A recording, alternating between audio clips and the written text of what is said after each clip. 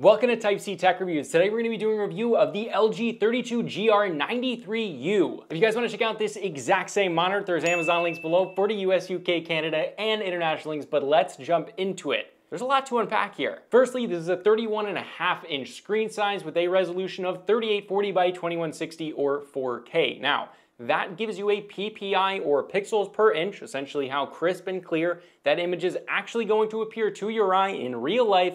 That brings it to about 138, 139. Now, that's basically the perfect PPI. If you get a 4K 27-inch panel, you're really not able to fully see all of the pixels. It's super clear and super sharp, but so is a 32-inch 4K panel. So if it makes sense, you're rendering all of those pixels in a 32-inch panel, and you're really able to fully appreciate it. So if you're worried about text clarity or you just want a really clear image, this is gonna bring it. Now for the panel type, this is an IPS panel. It has nothing special with it. It's not a mini LED lit. It doesn't even have like full array local dimming. It's just an IPS panel, but there are some pros to that. But before we get to them, let's talk ports. This has one DisplayPort 1.4, two HDMI 2.1s. We're gonna talk about console compatibility as well. One USB Type B upstream, and then two of those USB Type A downstream. And lastly, this has a 3.5mm connection, but not just any. This has a headphone DTS-X port. So not only is it just an audio jack, but it also has a mic in. So if you wanna use this for a full headset that's wired, you can, and that's awesome. Especially in a world where a lot of monitors are taking away that 3.5mm headphone jack, which I know a lot of you guys are actually pretty mad about. Doesn't bother me too much, but I have been told you do not like that. But let's talk refresh rate and variable refresh rate. This hits 144 Hz natively and has no native overclocking, so 144 Hz is just what you're gonna be doing. However, the flip side of that is you're gonna have to have a pretty beefy card to push anything higher than that with 4K anyway, so 144 Hz is probably fine for most of you. Now, this also has FreeSync Premium, but is NVIDIA certified G-Sync compatible, and it works flawlessly with it. Absolutely no problems. Also, with Xbox Series X and S and PS5 at 4K, variable refresh rate works flawlessly. Perfectly fine. Like, for consoles, the connection, everything, no issues at all. All right, but let's get into the nitty gritty here. Let's talk brightness and HDR. It's great here. This is rated at 400 nits of brightness, but after testing, there's reached about 450 nits of brightness. Now, for a lot of you, or I would say actually most of you, you're not gonna be wanting more brightness. This is a very bright panel. Mix that with the color gamut, which we'll get into. This is a very vibrant and beautiful panel. As well, if you're in a bright room, as you can see, there's one window here, but there's more in this room, it has no problems keeping away reflections. Now that 450 nits that I tested was just in SDR, not bumping up the contrast or doing anything crazy like that, not going into the HDR effect mode, which does bump it up by about 10 or 15 nits. So realistically, you're hitting that 450 nits all day long. And if you do want more brightness, like you can potentially get this up probably over 500 nits with, you know, doing crazy contrast ratio, doing HDR effect. But honestly, who's gonna wanna look at that? But the fact is that you're hitting 450 nits all day long. I really don't think most of you will be wanting for more brightness. This is a very vibrant, beautiful panel. Now let's talk HDR. It's also pretty good here. While it's not a true HDR panel because it doesn't have, you know, full array local dimming or any crazy native contrast ratio, and without that, you're not gonna have the greatest HDR experience, but it does allow you to take full advantage of the color gamut here, and it does get a little bit brighter, like 480 nits, 490 nits. So yeah, it does give you something, and if you wanna use it, well, it's there. Now before we move on to colors, let's talk about the finish of this, because this is a matte finish. It's not glossy, which I would prefer, but there's almost no IPS glossy panels out there. However, it's not a very thick matte finish, so it doesn't degrade the picture quality too much. If you don't know, matte finishes do degrade picture quality, clarity, contrast ratios, everything really. But this one, it's very thin. It's not that noticeable. In-game, I didn't notice it pretty much at all. So yeah, I would say that's a non-issue. But let's talk colors. Colors are awesome here, covering 95% of the DCI-P3 color gamut, which is a lot. Mix that with 4K, and you're thinking what I'm thinking, this is definitely a creator-centered monitor,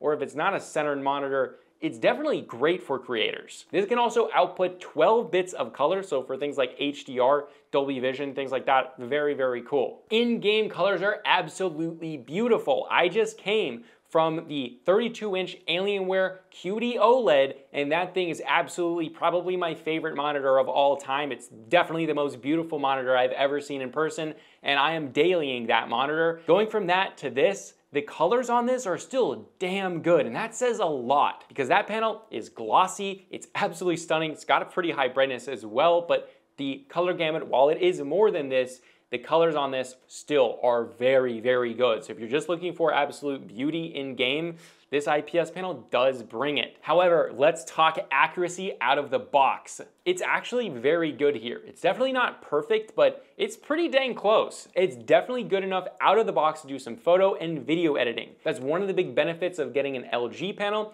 is that a lot of their panels are factory calibrated, and this one is. And so if you want to be doing photo video editing out of the box, this is, well, one of the best monitors to do that, especially in this price point. Mix that with the 32-inch screen size and 4K.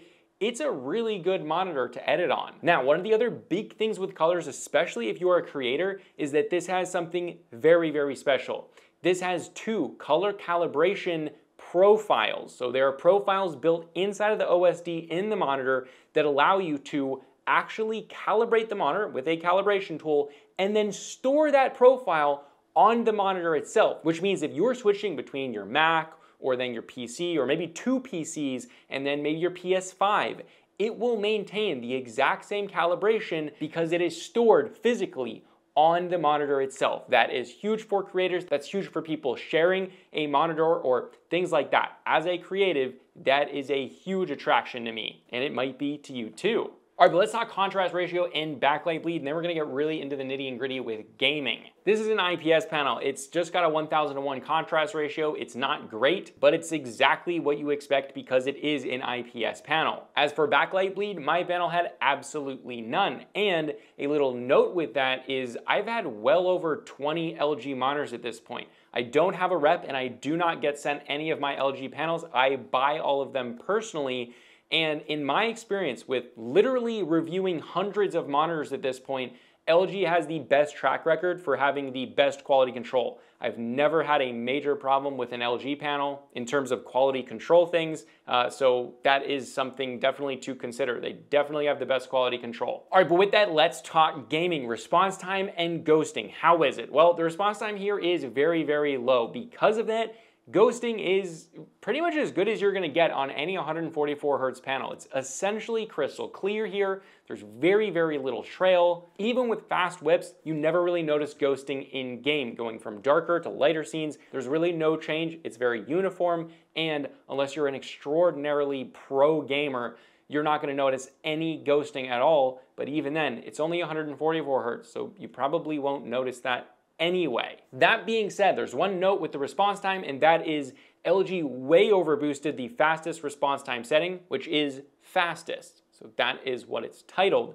Don't set it in that, ever. It's not good. It's totally horrible. Set it in fast and leave it there. That doesn't have any pixel overshoot. It doesn't have any inverse ghosting. It is the best and fastest ghosting setting, and really there is no point to setting them in any of the other settings. So it should come stock being in the fast setting, but if it's not, set it in fast and leave it there. Now, how does that translate to the actual gameplay? Well, it's exactly pretty much what you'd expect from an IPS panel.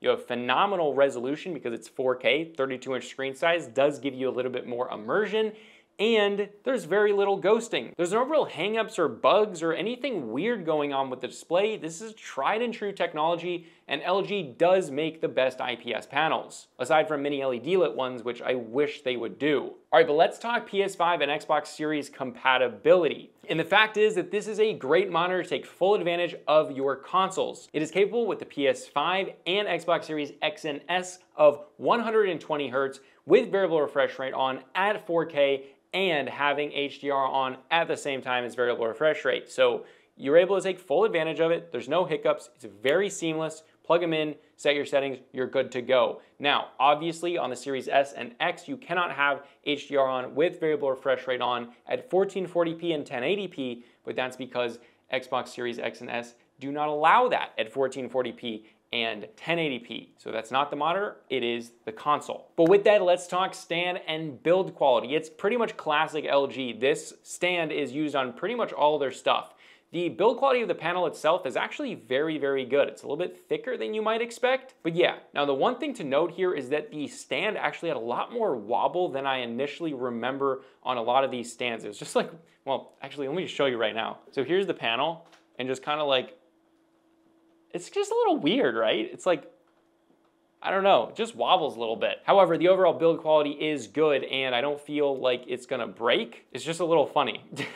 Now the stand here does not have swivel, but it does have height, tilt, and it does have rotation only one way. So you can turn it like that much, and then you can fully rotate it the other way. But yeah, LG really hates doing swivel. Now, cable management on the stand is not great. Like, it's good that they include it, but when you compare it to other companies like Alienware, which is absolutely killing it with their cable management systems, this is just downright bad. Now, as for the menu system and controls, LG does it better than anyone else. You guys have heard me say this 1,000 times if you've been following me, but it's not only super intuitive with the joystick, which takes really no amount of learning. It's very, very easy to pick this up and just immediately go through the menu system. But you'd be surprised how many monitors are not like that. The menu system itself is beautiful with like custom icons and graphics and also animations. Like, it slowly fades out and kind of like has effects when you change things. It's exactly what you'd expect from like a premium style monitor. Not only that, but it's fast, it's extremely intuitive, everything is super easy to find, and it's honestly just a joy to use if you're constantly changing your settings, which for creatives,